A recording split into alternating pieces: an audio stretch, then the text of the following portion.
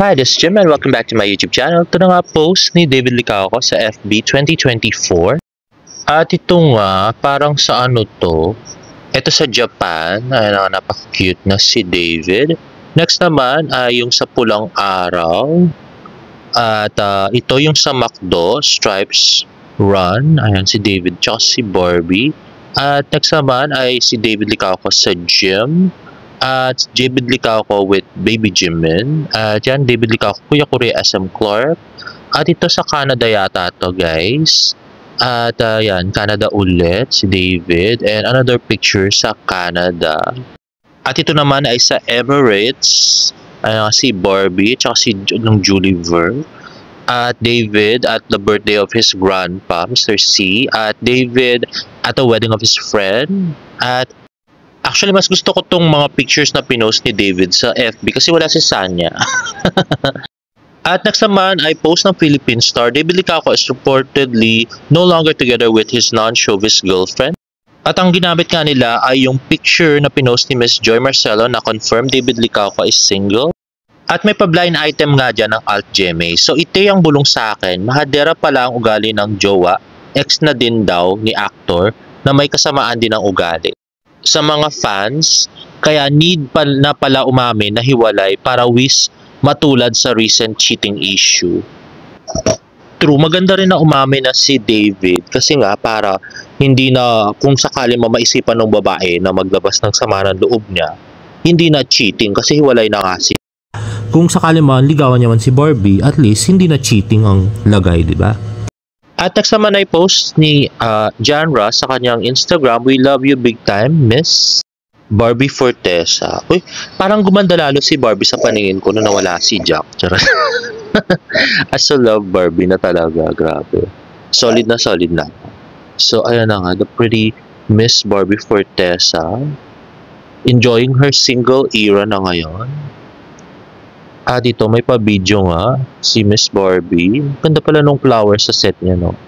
Dyan, si Miss Barbie Fortesa. At next naman ay post ni David Licauco sa kanyang Instagram.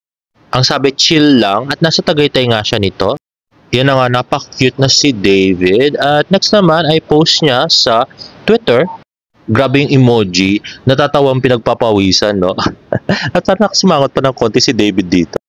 At nag-post nga ang Pilay Fever, sabi niya, "Inosente po ako." Tweet nga ni Sir Nathan, "Wag tayo basta-basta mag-jump sa conclusion. Walang kinalaman si David." Sa mga nagdadawat kay David Licauco sa hiwalayang Jacoby, ayan na nga, nagsalita na si Sir Nathan. Katulad tong hirit ni Senyora.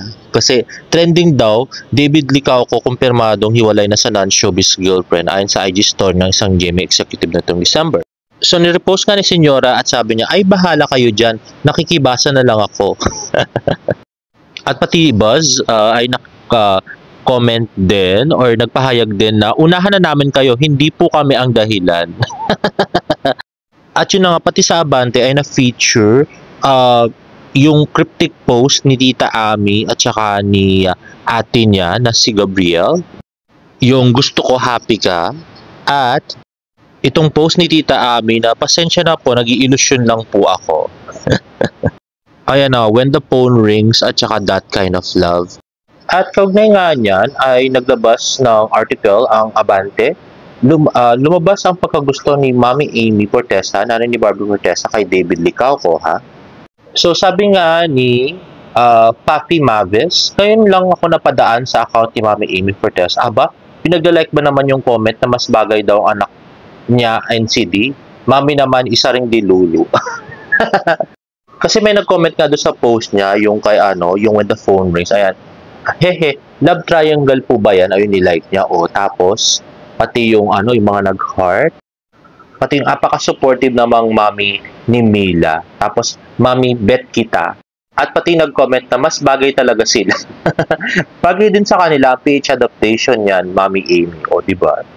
So dahil nga sa Jacoby breakup at saka sa pagiging single ni David na article na lumabas, ang trending nga si David Licauco kanina umaga.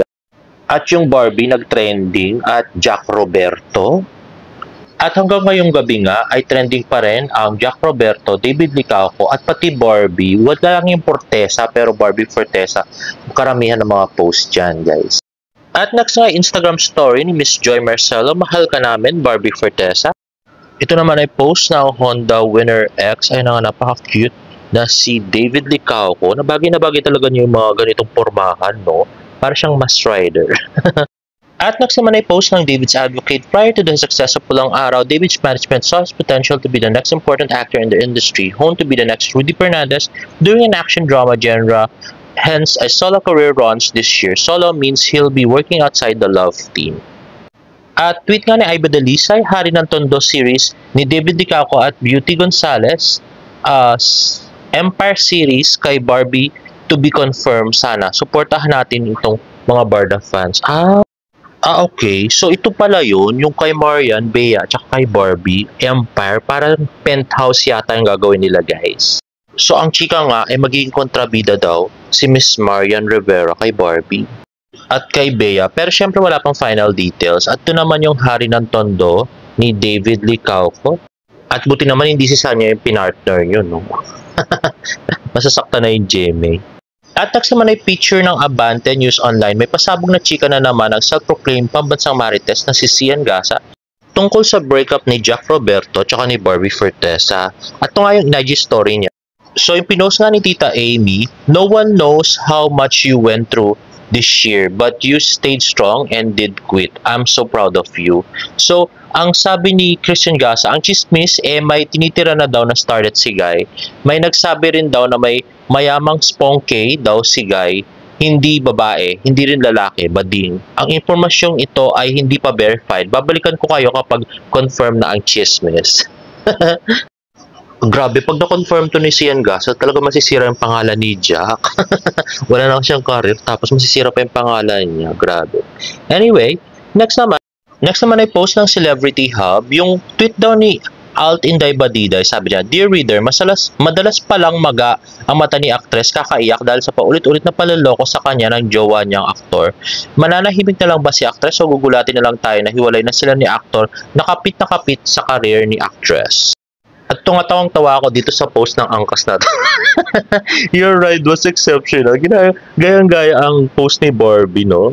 Jack Bing ang magkahawag ako kamay, tapos may candlelight at dalawang mug. Ito na nga yung ginaya nilang post ni Barbie. Kamay yata nila ni Jack yan. And lastly ay may nag-comment do sa chill lang post ni David Licauco. Sabi ni Alia Kulaway, basta David ha, sinasabi ko sa'yo, tandaan mo yung 3-month rule bago mo ligawan. Tapos nag-reply naman si David ng emoji na tumatawa pero pinagpapawisan at tinag niya yung tao.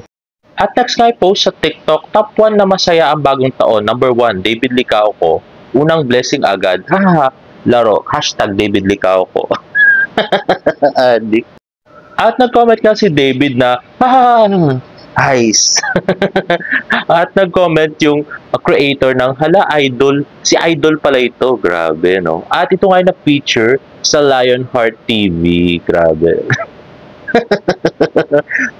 Nag-tweet nga si Jean Lisa Maharil na sabi niya, he is literally everywhere. Grabe nga active si David ngayon, no? Mag-post. Well, yun na nga guys. So, meron ng individual projects sa TV series ang Barda. So, Empire kay Barbie. At yung kay David naman ay Hari ng Tondo with Miss Beauty Gonzalez. So, maganda naman yun kasi yun nga, galing sa breakup si Barbie tapos breakup pa pala si David. So, baka ma-issue silang katulad ng Maton kung magkaroon man ng ligawan. So, at least, kung magkakaligawan man yan, pagtagal, at least, di ba, hindi sila magkasama, magkahiwalay sila. So, hindi sila ma-issue.